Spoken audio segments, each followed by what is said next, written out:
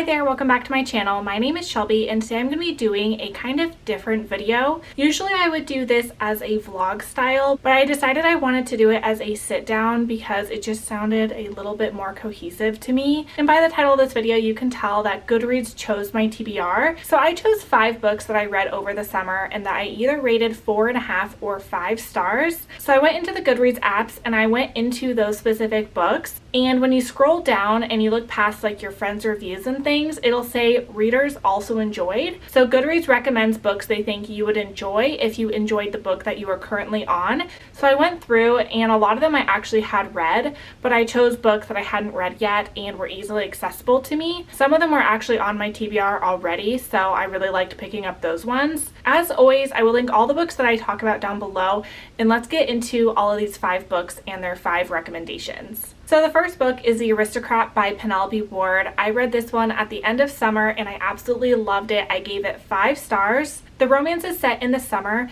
The heroine was raised in the foster system and now she has finished college and she's about to start law school, but the summer before she decides to stay at her foster mother's home along the coast. I believe it's in Rhode Island. Her neighbor is actually a guy who is about to become a duke, and he decides to vacation before taking on his responsibilities, and it is their romance. And overall, this was just such a perfect romance for me. The book that was recommended was The Parent Trap by Jacinda Wilder. Jacinda Wilder is actually a husband and wife duo that write together, and I read one other book by them this year called The Cabin, and I absolutely loved that book. It was very emotional, so I was really excited to pick this one up, even though the synopsis and the cover was completely different from the other one that I read by them. And the heroine in this story, her father has passed away and she ends up inheriting half of her father's company, and her brother, who's kind of a freeloader, he inherits the other half of the company. He has no desire to help run it with his sister, so he sells his half to his best friend, and his sister really doesn't like him.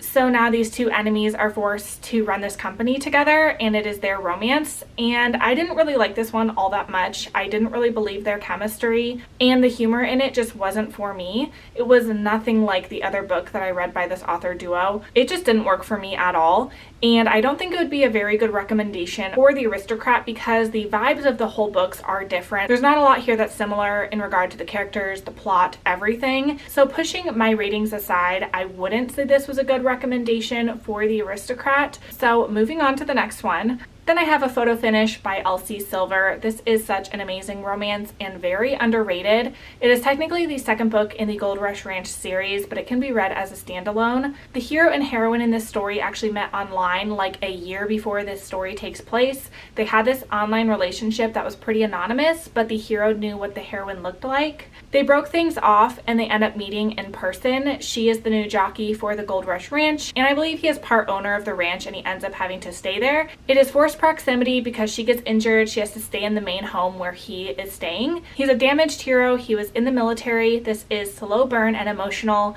and overall I just loved this book a lot. The one that was recommended that I hadn't read is Anyone But You by May Harden. This was a new to me author, and this is actually a novella. So this is kind of an unfair comparison because a full-length novel is nothing like a novella. This is only about 50 pages, so it is a very, very quick romance. The hero in this story is the heroine's best friend's older brother, and I don't think they like each other from what I remember, and they end up going on this boat ride together and they get shipwrecked and stuck on an island for a couple of days together, and that's how their quick and steamy romance is sparked. Based on May Harden's other books and the synopsises of her other books, I think that maybe her books would be a good recommendation for Elsie Silver's, but not this one. Because it was such a short and quick romance, the premise has really nothing to do with the premise of A Photo Finish. I ended up giving this one 3 stars because it was so short and not really developed fully. Even for like 60 pages, I would have liked a little bit more. I didn't dislike the novella, I just didn't love it, and I would definitely read more by this author in the future because I liked the writing style. But would I say this was a good recommendation for A Photo Finish? I don't really think so. I think maybe some of May's other books would have been a better fit. Then I have Tie Me Down by Melanie Harlow. This is the 4th and final book in the Bellamy Creek series, and I loved this whole series, especially this book the most. It's a childhood friends to lovers romance. The heroine is a single mom. She ends up staying with the hero because she needs a place to stay to renovate her mother's home across the street, so it's also forced proximity. And the hero is a caregiver for his father who has dementia. I gave Tie Me Down 5 stars. I loved it so much. I couldn't recommend this one more. And the book recommended based on this one is Out of the Blue by Katherine Nolan. And this one was already on my TBR. I've read one other book by this author and I did enjoy it. So I was really excited to pick this one up. Based on the premise, it is pretty different from Tie Me Down. It is a second chance kind of marriage in trouble romance. It is also a bodyguard romance, a surfing sports romance, and it has a mystery suspense element to it. Overall, I really did enjoy this romance. I gave it 4 stars. While I do think this is a really enjoyable romance, I don't know if it is a comparable romance to Tie Me Down, just because they are such different books. Tie Me Down is small town. It has different tropes than Out of the Blue. And Out of the Blue is not small town. It's not part of a series, so we're not following the same characters through the whole series. While the main character in that story does have a kind of tight friendship group, it is not the same as the friendship group in the Bellamy Creek series. I don't think Katherine Nolan really writes small town romance at all, based on what I've looked at on her page. But Melanie Harlow writes almost strictly small town romances. So if I was to recommend something for a Melanie Harlow reader, it would be another author who writes a lot of small town romances. So while I enjoyed both of these romances, I don't think the comparison is really good. Next, we have The Perfect Catch by Megan Quinn. I rated this one 4.5 stars. It is part of her Brentwood baseball series, and I've really enjoyed this whole series. I didn't enjoy the last couple of books, but this one really redeemed it for me. I loved it a lot. It was a workplace romance where the hero is a baseball player and the heroine is like the marketing or PR person for the team, and she ends up having to clean up his image because he has kind of a bad image. And it is a grumpy sunshine romance. It is kind of taboo because she works where he works. I love Megan Quinn's humor and her steam level. The recommended romance is One Day Fiance by Landish, and this is a rather new romance. And I've read one other book by this author and I thought it was okay, but I could kind of see why Landish would be recommended because she has kind of that quirky humor that's kind of similar to Megan Quinn but a little bit different. So her books are usually rom-coms and so are Megan Quinn's. So I can see the comparison there. This one is about our heroine who is a romance novelist and our hero is an art thief. And he ends up during a heist accidentally stealing the heroine's laptop bag, which contained her laptop with her manuscript on it. And she is convinced to track down that laptop. And it is this kind of wild goose chase with the two of them. It is very ridiculous and over the top.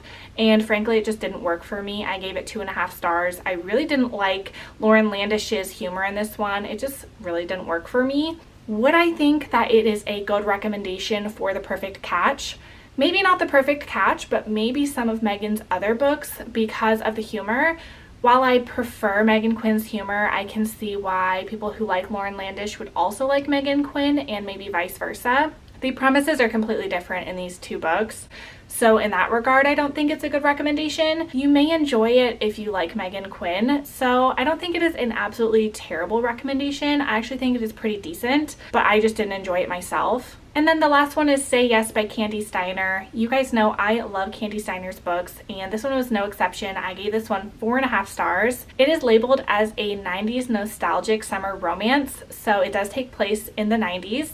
Our hero and heroine are both art students abroad for the summer, and they end up having this romance. The hero is very damaged. The heroine is trying to prove herself. It does have disability rep. She does have a disability, and she is trying to branch out and not just be known as the disabled artist. And I loved this one so much. It was really, really good. I liked the angst in it as well. Candy knows how to write angst really well. The book recommended was Travis by Mia Sheridan, and this one was already on my TBR, and I was really, really excited to see that it was one of the recommended books. I read one other Mia Sheridan book called Archer's Voice. I loved it. I rated it 5 stars, and Travis is actually kind of a spin-off of that story. It's about a character from that book that was painted pretty terribly, so I was curious to see how Mia Sheridan would redeem him. And this is about our two main characters. Travis is the hero. He is a sheriff in his small town, and he has kind of a dark past, and he's really struggling from his childhood. And he meets the heroine, who is kind of a nomad.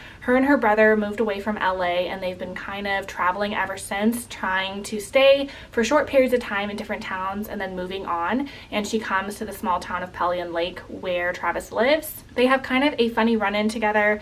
They get off on the wrong foot. They are very different from one another, but they become friends, which turns also to more.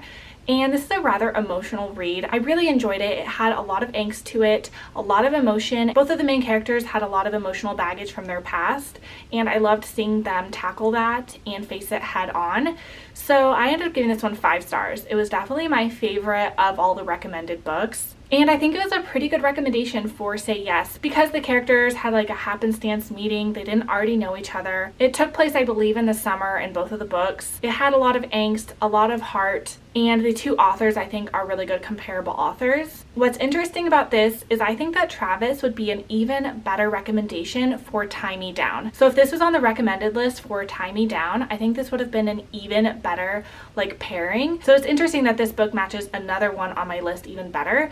But I do think it is one of the better pairings on this list with Say Yes, and I would definitely recommend it, and I was really happy that I picked it up. So that was kind of an interesting test for me to see how good Goodreads is at recommending romances based on other romances. I want to do this again with Amazon and see kind of their recommended books because the Amazon store is like so huge and there's so many books that I just haven't really explored yet. I would love to know if you guys are interested in me making that video. If you'd want me to do it more vlog style or kind of sit down like this, let me know. Like I said, I will link all the books that I've talked about down below. I'd love to hear if you've read any of them and if you liked them, and if you have some recommendations if you've read my 5 original books that I read here. I always am looking for recommendations for things that are similar to some of my favorite books. So yeah, thank you guys so much for watching, and I will see you guys on my next one. Bye.